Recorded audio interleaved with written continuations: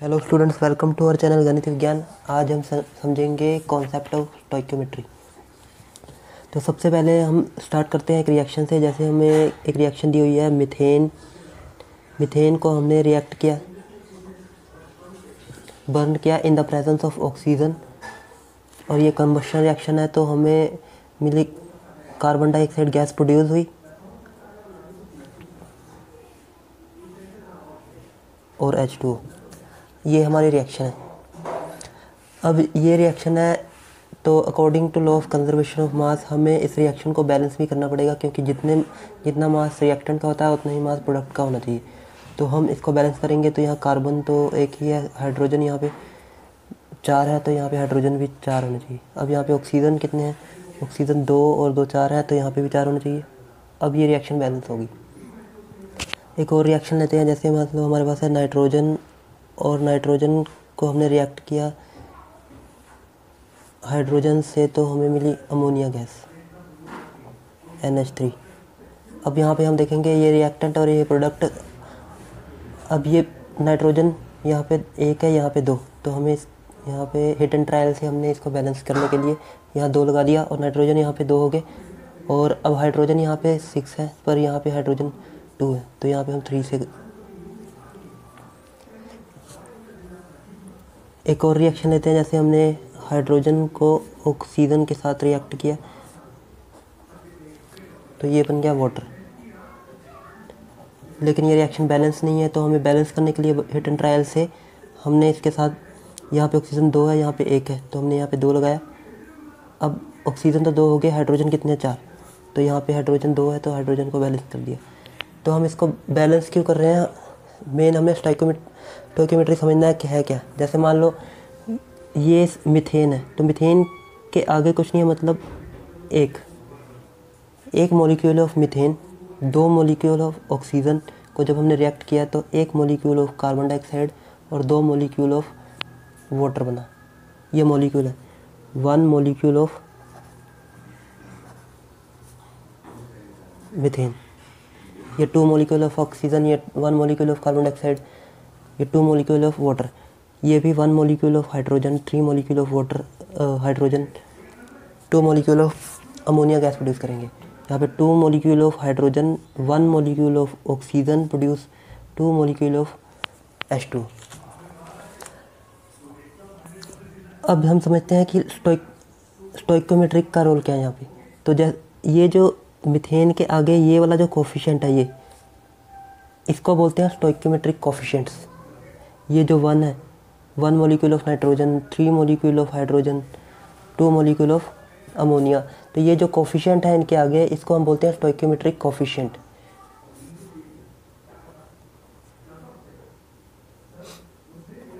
Stoichiometric coefficient. तो ये तो हमें पता लग गया स्टोइकियोमेट्रिक कोफिशिएंट किसको बोलते हैं।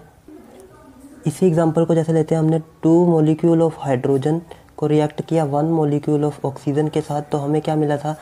2 molecule of water, 2 molecule of H2 हमने लिया, और 1 मॉलिक्यूल ऑफ ऑक्सीजन लिया, तो हमें क्या मिला? 2 मॉलिक्यूल ऑफ वाटर। अगर हम अब इस 2 मॉलिक्यूल की जगह पे अब हम यहाँ पे 6.022 इधर भी मल्टीप्लाई कर दे, इधर भी मल्टीप्लाई कर दे, इधर भी मल्टीप्लाई कर दे। 6.022 इंटू 10⁻23 मल्टीप्लाई कर दिया किससे? 2 से, तो ये हो गया 2 मॉलिक्यूल ऑफ H2। और अगर हमने इसमें भी सेम मल्टीप्लाई कर दिया इससे, इसको भी 6.022 into 10⁻23 into 1 molecule of oxygen, same इसको भी हमने मल्टीप्लाई कर दिया 6 into 0.22 10⁻23 into 2 molecule of water. तो हमें पता है कि जो 1 मोल होता था, 1 मोल वो था 6.022 10⁻22 23। अगर 1 मोल मोलिक्यूल लिखा हुआ है तो 6.022 10⁻23 मोलिक्यूल, मोलिक्यूल ऑफ हाइड्रोजन अगर बोलेंगे हम तो ऑफ हाइड्रोजन। अब यहाँ पे मतलब कि ये जो वैल्यू है इसको हम मोल बोल सकते हैं, 1 मोल। तो ये चीज़ क्या होगी, ये 1 मोल हो जाएगी, तो इसको हम बोलेंगे 1 मोल। लेकिन ये 2 यहाँ पे साथ में 2 भी है, तो ये क्या हो गया 2 मोल, 2 मोल ऑफ H2। अब यहाँ पे ये भी 1 मोल हो गया, और लेकिन 1 से मल्टीप्लाई है, ये क्या हो गया 1 मोल ऑफ O2। और ये क्या हो गया, ये तो 1 मोल था इंटू 2, ये हो गया 2 मोल ऑफ H2O। इसका मतलब है कि हमने जब 2 मोल हाइड्रोजन को रिएक्ट किया 1 मोल ऑक्सीजन से, तो 2 मोल वाटर या H2O बना। तो अब हम क्या करेंगे, अब यहाँ पे हम मॉलिक्यूल पे स्टडी नहीं करेंगे, हम सीधा जहाँ पे भी लिखा होगा वहाँ हम क्या लिखेंगे, सीधा 2 मोल ऑफ हाइड्रोजन। अगर जैसे हमें ये रिएक्शन लिखी होगी 2H2 + 1 O2 gives 2H2, तो इसका मतलब 2 moles of hydrogen reacts with 1 mole of oxygen to give 2 moles of H2। तो हम अब जहाँ पे भी होगा तो हम 1 मोल पे स्टडी करेंगे, क्योंकि जो मॉलिक्यूल होता है वो इतना छोटा होता है कि इस पर प्रैक्टिकली टेस्ट करना इम्पॉसिबल है। और जब हम 1 मोल की बात करते हैं तो जैसे हमारे पास 1 मोल पार्टिकल्स है, 6.022 इंटू 10⁻22 मॉलिक्यूल्स है हमारे पास, तो इस पे स्टडी करना आसान होता है। तो इसलिए हमने क्या किया, अब जहाँ पे हमारे पास H2 लिखा होगा, 2 के साथ H2 लिखा होगा, हम बोलेंगे कि 2 mole of H2 reacts with 1 mole of oxygen react to give 2 mole of water. Same वैसे ही अब हमारे पास जो पहला रिएक्शन था N2 को हमने जब रिएक्ट किया था 3H2 से, तो हमें क्या मिला था 2 मोल्स ऑफ अमोनिया। तो हम क्या बोलेंगे 1 mole of N2, 3 mole of hydrogen gives 2 moles of ammonia.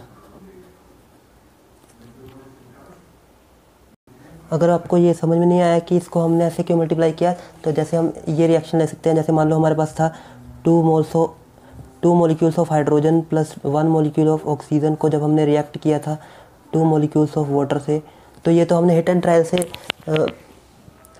Balance किया था। अगर मान लो यहाँ पे हम लिख देते 4 मोल्स ऑफ हाइड्रोजन, तो यहाँ से अगर हमने 2 से मल्टीप्लाई किया तो हमने इसको भी 2 से मल्टीप्लाई किया, तो ये होगा 2 मोलिक्यूल्स ऑफ ऑक्सीजन। अब ये 2 से मल्टीप्लाई करेंगे तो 4 मोलिक्यूल्स ऑफ ऑक्सीजन। अब यहाँ पे हम देखेंगे ये बैलेंस है, यहाँ पे देखो 8 हाइड्रोजन तो ये 8 हाइड्रोजन, 4 ऑक्सीजन तो ये 4 ऑक्सीजन। तो अगर हम 2 से मल्टीप्लाई कर सकते हैं तो हम 6.02 से क्यों नहीं कर सकते। तो हमने इसको भी ऐसे ही किया 6.022, यहाँ पे भी 6.022 से, यहाँ से भी 6.022, यहाँ से भी। हमें क्या करना था, रिएक्शन बैलेंस करनी थी, तो ये हमारी बैलेंस होगी। तो अब पता लग गया कि हम बोल सकते हैं 4 moles of hydrogen reacts with 2 moles of oxygen to give 4 moles of water H2O। अब हमारे पास कुछ फॉर्मूलाज थे जो हम पहले पढ़ चुके हैं कि नंबर ऑफ मोल्स फाइंड करने का फॉर्मूला होता था गिवन मास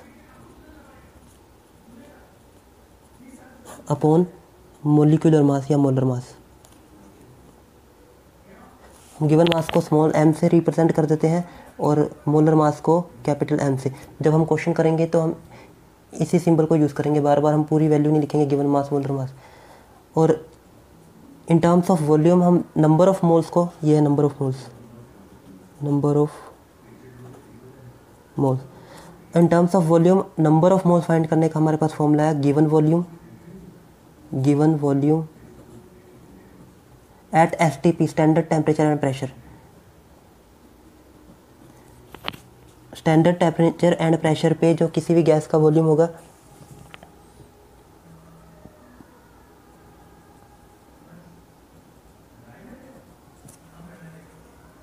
सेकंड फॉर्मूला हमारे पास ये हो गया। और थर्ड फॉर्मूला है हमारे पास नंबर ऑफ मोल्स फाइंड करने का, N capital N number of particles upon N naught Avogadro number, number of particles upon Avogadro number.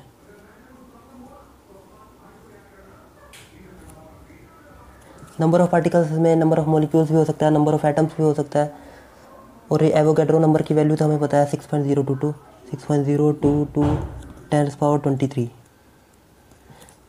Particles होगा तो यहाँ पार्टिकल्स आएगा, मॉलिक्यूल्स 1 मोल अगर हमें गिवन होगा तो अगर हमें पार्टिकल्स की बात कर रहे हैं तो हम पार्टिकल्स लिखेंगे, इसके साथ अगर एटम्स की बात कर रहे हैं तो एटम्स लिखेंगे। ये हमारा एवोगैड्रो नंबर एन नॉट। अब हम रिएक्शन करते हैं इन टर्म्स ऑफ मास। जैसे हमारे पास जब हाइड्रोजन गैस दी थी, हमने उसको रिएक्ट किया ऑक्सीजन के साथ, तो हमें क्या मिला H2O। अब इसको बैलेंस करेंगे तो यहाँ 2 आ गया और यहाँ पे 2, अब बैलेंस हो गया। इसका मतलब है कि two moles of hydrogen reacts with 1 molecule of oxygen to give 2 molecule of water. तो अब हम यहाँ से मास चेक करते हैं, तो मास क्या होगा, यहाँ से इसका मास आएगा 4 ग्राम, तो यहाँ इसका मास आएगा 32 ग्राम और इसका मास आएगा कैलकुलेट करने के बाद 36 ग्राम। तो जब हमने 4 ग्राम हाइड्रोजन को 32 ग्राम ऑक्सीजन के साथ रिएक्ट किया तो हमें क्या मिला 36 ग्राम H2। तो ये हो गया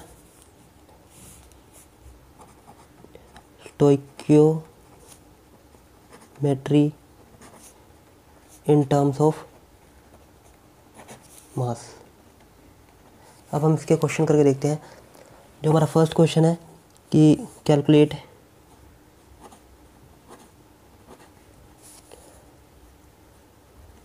अमाउंट ऑफ वाटर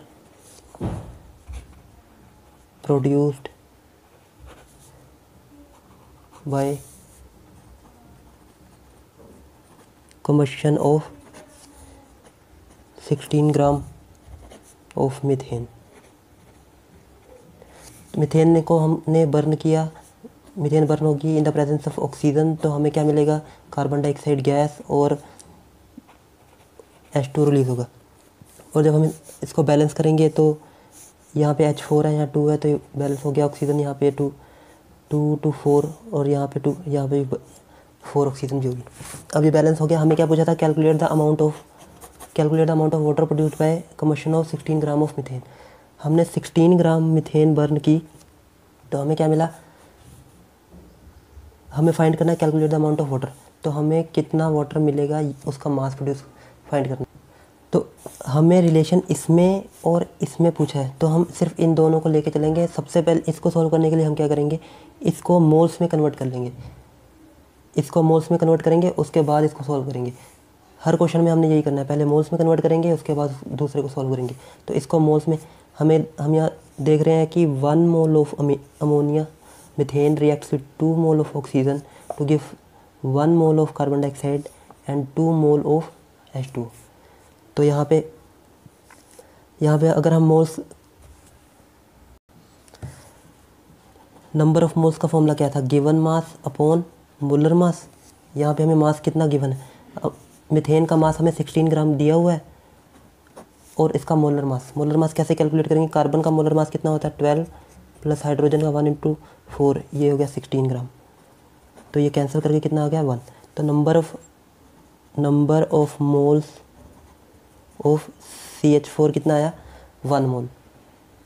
अब यहाँ पे 1 मोल है, मतलब 1 मोल CH4 रिएक्ट करके कितना वाटर दे रहा है 2 मोल ऑफ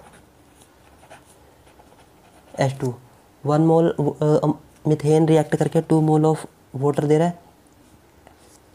तो इसका मतलब है कि नंबर ऑफ मोल्स हमें वाटर के पता है, कितने हैं number of moles of water इसके 2।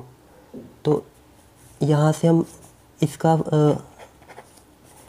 n का फॉर्मूला लगा लेंगे m/m। तो नंबर ऑफ मोल्स हमें कितना पता, नंबर ऑफ मोल्स 2, मास हमें इसका फाइंड करना था वाटर का, मास की जगह हम m रखेंगे अपॉन मोलर मास हमें वाटर का पता है, मोलर मास कितना होगा H2 1 2 प्लस वाटर का मोलर मास कितना होगा 2 + 16 ये हो गया 18, तो ये हो गया 18, तो मतलब कितना आ गया 18 उधर चला जाएगा तो ये हो जाएगा 18 × 2 = m, तो m = 36 ग्राम H2। तो इसका मतलब है कि अगर हम 1 मोल मीथेन को बर्न करेंगे तो हमें कितना मास मिलेगा, उसका H2O का कितना मिलेगा 36 ग्राम। ये क्वेश्चन हमने ऐसे करना था। अगर आपको अभी भी नहीं समझ में आया तो एक क्वेश्चन और देख लेते हैं। सेकंड क्वेश्चन हमारे पास, how many moles of methane, मतलब हमें पता करना है number of moles of methane, कितने मोल्स होंगे मीथेन के, are required to produce 22 gram of carbon dioxide, और हमें कार्बन डाइऑक्साइड का मास दिया हुआ है 22 ग्राम आफ्टर कम्बशन। अगर मीथेन का कम्बशन करें तो हमें कितने मोल्स चाहिए 22 gram carbon dioxide gas produce करने के लिए। तो हमें सिर्फ इसमें और इसमें रिलेशन दिया हुआ है तो हम सिर्फ इसको ही लेके स्टार्ट करते हैं। तो हमें जो गिवन वैल्यू होती है वहाँ से शुरू करेंगे। तो गिवन वैल्यू में हमें सबसे पहले हमने क्या करना होता है, हमने मोल्स में कन्वर्ट करना है। तो जो वैल्यू हमें गिवन है उसी को मोल्स में कन्वर्ट कर लो। तो मोल्स का formula n number of moles given mass upon molar मास। तो गिवन मास कितना हमें दिया हुआ है 22 ग्राम, और मोलर मास कार्बन डाइऑक्साइड का कितना होता है CO2 का, कार्बन का 12, 16 2 32, तो ये हो गया 44। तो ये कितना आ गया 44। अब इसको कैंसिल करेंगे तो ये आ गया 1/2 मीन्स 0.5। तो नंबर ऑफ मोल्स कितना आ गया 0.5। अब हमें नंबर ऑफ मोल्स 0.5 मिले। तो हमारे रिएक्शन में 1 मोल मीथेन रिएक्ट कर रहा था 2 मोल ऑक्सीजन से to give 1 mole carbon dioxide and 2 moles of water. तो यहाँ से हम देख रहे हैं कि अगर 1 मोल, जब 1 मोल मीथेन बर्न हो रही थी तो हमें कितनी कार्बन डाइऑक्साइड मिल रही थी 1 मोल कार्बन डाइऑक्साइड गैस मिल रही थी। अब हमें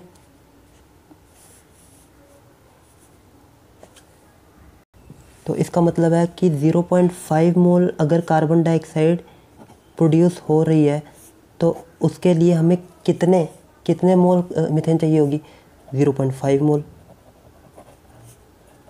मीथेन चाहिए होगी। 1 मोल मीथेन के लिए हमें 1 मोल मीथेन की वजह से कितनी कार्बन डाइऑक्साइड गैस रिलीज हो रही थी 1 मोल कार्बन डाइऑक्साइड गैस। तो 0.5 मोल कार्बन डाइऑक्साइड रिलीज करने के लिए कितनी मोल मीथेन चाहिए होगी 0.5 मोल का मीथेन चाहिए होगी।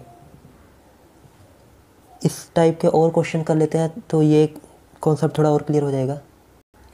थर्ड क्वेश्चन हमारे पास, if 16 gram of methane is burned find mass of carbon dioxide produced.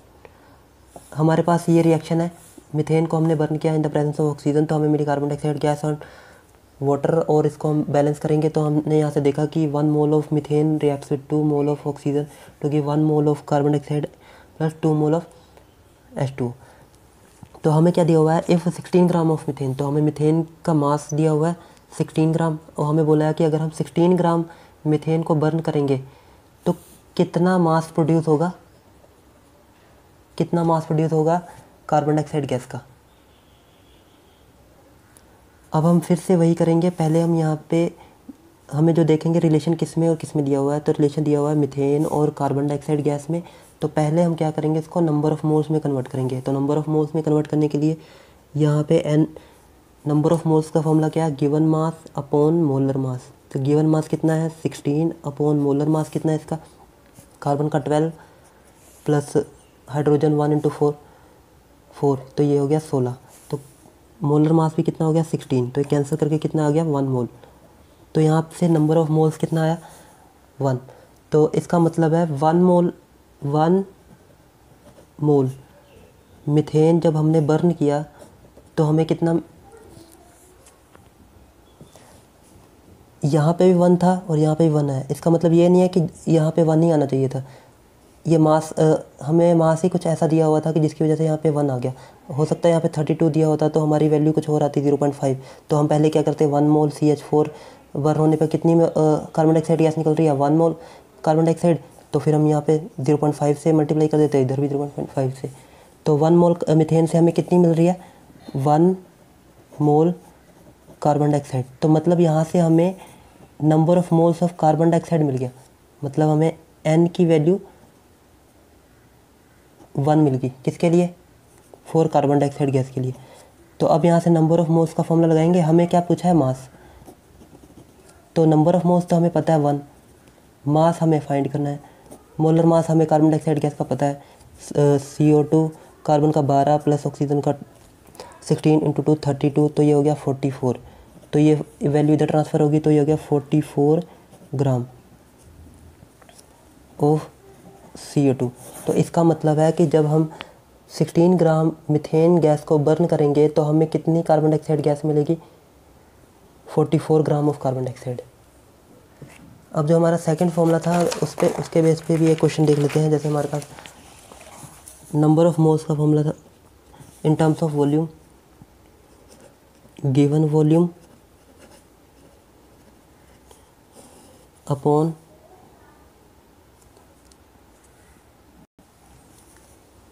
Molar volume. Molar volume की वैल्यूज़ 22.4 लीटर्स, और ये स्टैंडर्ड टेम्परेचर एंड प्रेशर पे।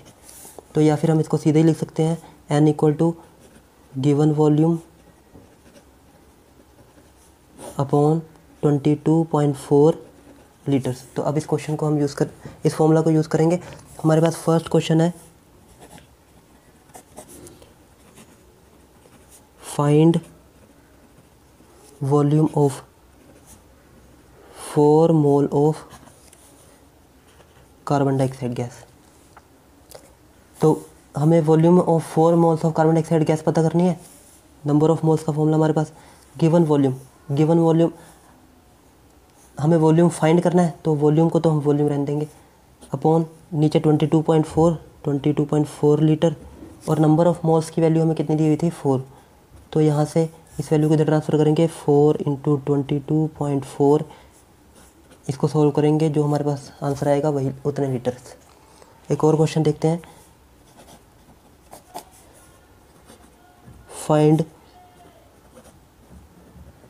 Find volume of 4 mole of carbon dioxide gas. Sorry, question same हो गया, यहाँ 0.4 मोल कर लेते हैं। तो हमें नंबर ऑफ मोल्स तो पता ही है, V upon 22.4 litre. Number of moles कितने दिए हुए हैं, 0.4, और वॉल्यूम हमें फाइंड करना है 22.4, इधर ट्रांसफ़र कर देंगे, तो जितना आंसर आएगा उतने लीटर हमारा वॉल्यूम होगा। 22.4 इंटू 0.4 लीटर्स। नेक्स्ट क्वेश्चन हमारे पास, find mass of calcium oxide produced when 5.6 litre of NO2 is produced at standard temperature and pressure. हमने कैल्शियम नाइट्रेट को हीट किया और हमें मिला calcium oxide plus NO2 plus O2। तो हमें पूछा है कि हमें इसका वॉल्यूम हमें दिया हुआ है 5.6 लीटर, और हमें पूछा है जब 5.6 लीटर NO2 प्रोड्यूस हो रहा था तो कैल्शियम ऑक्साइड कितना प्रोड्यूस हो रहा था। मास, हमें इसका मास पूछा है, तो हमें रिलेशन इसमें और इसमें दिया हुआ है। तो सबसे पहले हम जैसे पिछले क्वेश्चन में कर रहे थे, हम मोल्स में कन्वर्ट करते थे, हम इसको भी मोल्स में कर लेते हैं। तो यहाँ जो ये वॉल्यूम दिया हुआ है, तो हमारे पास फॉर्मूला होता है नंबर ऑफ मोल्स फाइंड करने का, number of moles of NO2 given volume means 5.6 upon 22.4 litre.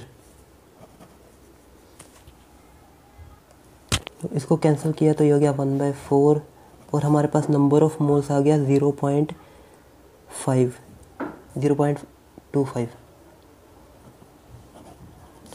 यहाँ से हमें नंबर ऑफ मोल्स की वैल्यू पता लग गई। तो यहाँ पे हम देख सकते हैं कि जो रिएक्शन में दिया हुआ था जब 4 मोल NO2 मिल रही थी तो कैल्शियम ऑक्साइड की वैल्यू कितनी मिल रही थी? 2 moles of calcium oxide, 2 moles calcium oxide. जब 4 मोल मिल रहा था तो कैल्शियम ऑक्साइड कितना मिल रहा था? 2 मोल। तो जब ये 1 मोल NO2 हमें मिलेगा तो कितना मोल मिलेगा कैल्शियम ऑक्साइड? 2/4 मोल कैल्शियम ऑक्साइड। मीन्स कह सकते हैं हम इसको 1/2 मोल कैल्शियम ऑक्साइड। जब हमारा 1 मोल NO2 प्रोड्यूस हो रहा था तो हमें, जब 2 मोल प्रोड्यूस हो रहा था कैल्शियम ऑक्साइड तो 4 मोल NO2 मिल रहा था। जब 1 मोल NO2 मिल रहा था तो फिर 2/4 मोल, और यहाँ से हमने 1 मोल की वैल्यू निकालनी। तो हमने अभी फाइंड किया कि 0.25 मोल, जब 0.25 मोल NO2 बर्न होगा, नहीं प्रोड्यूस होगा, तो कितने मोल प्रोड्यूस होगा कैल्शियम ऑक्साइड? तो जब इधर 0.25 से मल्टीप्लाई किया तो हमें इधर भी 0.25 से मल्टीप्लाई करना पड़ेगा। तो 0.25 इंटू 1/2 मोल्स कैल्शियम ऑक्साइड। तो अब इसको सॉल्व करेंगे तो हमें मिलेगा 0.125 मोल कैल्शियम ऑक्साइड। लेकिन हमें क्या पूछा था? Find the mass of calcium oxide produced when 5.6 litre of NO2 is produce. तो हमने इस गिवन वैल्यू से हमने इसको मोल्स में कन्वर्ट कर लिया। हमें पता लग गया कि जो कैल्शियम ऑक्साइड था उसके कितने नंबर ऑफ मोल्स है? 0.125 नंबर ऑफ मोल्स। अब हमें पता लग सकता है कि कैल्शियम ऑक्साइड का मास कितना प्रोड्यूस हो रहा है। तो जब 0.125 मोल्स ऑफ कैल्शियम ऑक्साइड है तो हमें नंबर ऑफ मोल्स पता है। नंबर ऑफ मोल्स किसके लिए? कैल्शियम ऑक्साइड के लिए, गिवन मास अपॉन मोलर मास। तो नंबर ऑफ मोल्स हमें मिल गया है 0.125 और मास हमें पता करना है, और गिवन मास हमारे पास कैल्शियम ऑक्साइड का मास तो हम फाइंड कर सकते हैं, मोलर मास, ये मोलर मास है। तो ये कैल्शियम का होता है 40 और ऑक्सीजन का होगा 16, तो ये हो गया 56। तो अब ये वैल्यू इधर ट्रांसफ़र करेंगे तो 56 इंटू 0.125 ग्राम, तो ये हो गया मास ऑफ कैल्शियम ऑक्साइड। एक और एग्जांपल से समझ लेते हैं।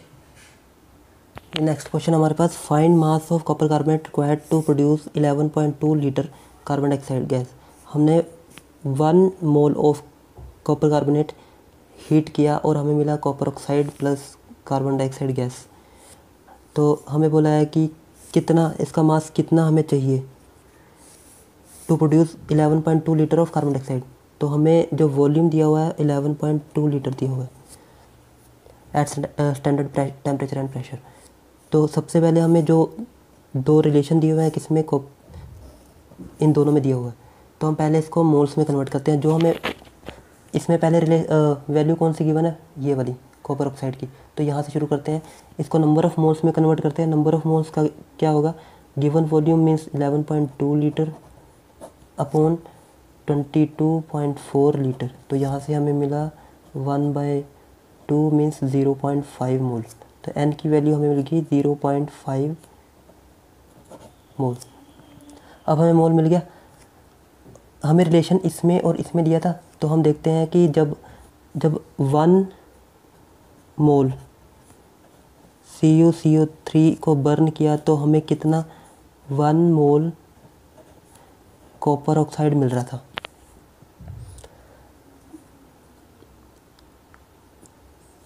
लेकिन हमें कितने के लिए चाहिए?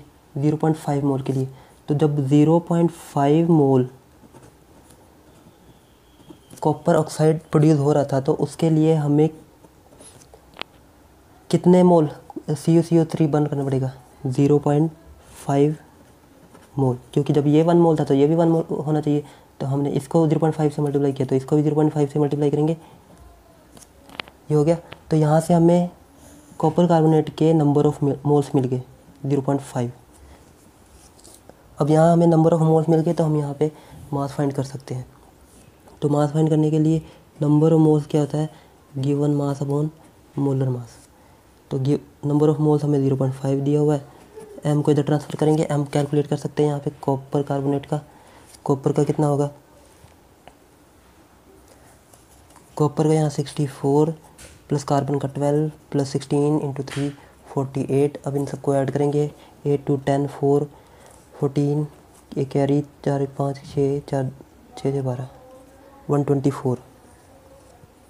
तो हमारे पास इसका जो मास गिवन मास आ गया 124। तो फिर इसको सॉल्व करेंगे तो ये हो जाएगा 62 ग्राम। तो मास ऑफ कॉपर कार्बोनेट कितना हो गया, 62 gram. Mass of copper carbonate is 62 gram. Next question है हमारे पास, a sodium sulphate solution are added to aqueous solution containing 10 gram barium chloride. हमने बेरियम क्लोराइड सोल्यूशन में सोडियम सल्फेट सोल्यूशन ऐड किया, resulting in the formation of white precipitate of barium sulphate.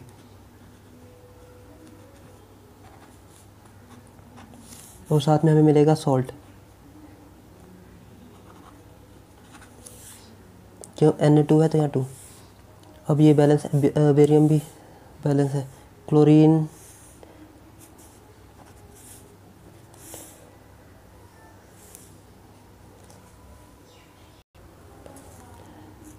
तो यहाँ पे 2 बना था। बेरियम क्लोराइड Cl2, क्लोरीन भी balance, barium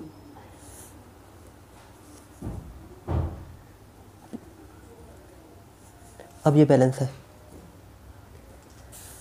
1 mole of barium chloride reacts with 1 mole of sodium sulfate reacts to give 1 mole of barium sulfate plus 2 mole of NaCl। हमें बोला है कि सोल्यूशन कंटेनिंग 10 ग्राम BaCl2, तो ये था 10 ग्राम, तो हमें इसका मास गिवन था। Resulting in the formation of white precipitate, how many moles and grams of barium sulphate. हमें बेरियम सल्फेट के नंबर ऑफ मोल्स और नंबर ऑफ मतलब मास फाइंड करना है, ग्राम्स। और हमें मास दिया हुआ है बेरियम का 137 और क्लोरीन का मास भी दिया हुआ है। तो अब हमें रिलेशन किस में दिया हुआ है, बेरियम क्लोराइड में और बेरियम सल्फेट में। तो हम इन दोनों को लेके सॉल्व करेंगे और हमें इन्फॉर्मेशन गिवन है बेरियम क्लोराइड की, तो हम इसको सॉल्व करेंगे। तो पहले इसको नंबर ऑफ़ मोल्स में कन्वर्ट करते हैं। नंबर ऑफ़ मोल्स में कन्वर्ट करने के लिए हमें पता है फॉर्मूला क्या है, गिवन मास अपॉन मोलर मास। गिवन मास कितना है 10 ग्राम और मोलर मास बेरियम क्लोराइड का, बेरियम का कितना है 137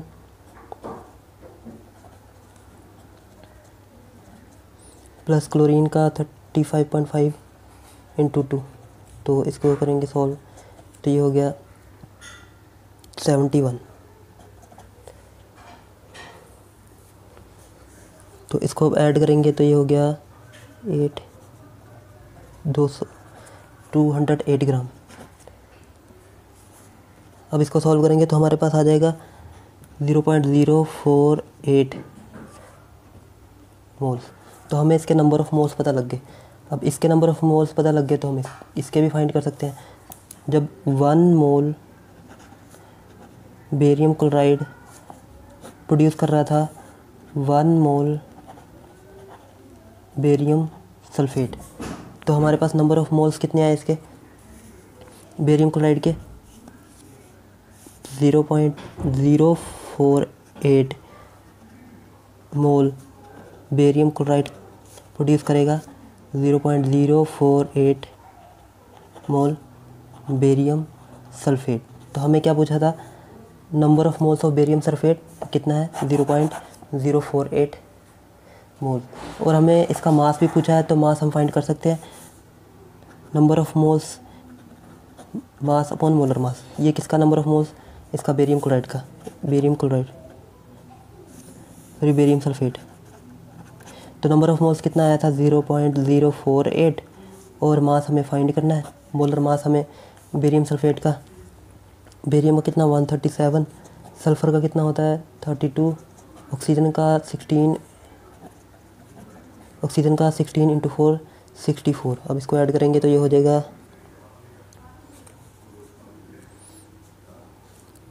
0.67, तो ये आ जाएगा 233। तो यहाँ पे 233, तो इस वैल्यू को उधर ट्रांसफ़र करेंगे तो 0.048 इंटू 233, जितना सोल्व करके आंसर आएगा वही उसका मास होगा,